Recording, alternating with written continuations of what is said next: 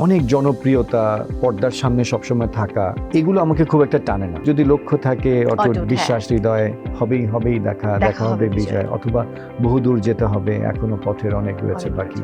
So এই গানগুলো এই জন্যই কিন্তু এসছে, হ্যাঁ, যে কিংবা জেমসের সারা ভেজা নোনা ঘামে, হ্যাঁ, তবু পথ চলা নাহি থামে, 3টি চাকায় লেখা ঠিকানা, শুধু বিশ্রাম মেলে না রিক্সাওয়ালা, চাকা না চললে কাটবে উপোসবেলা।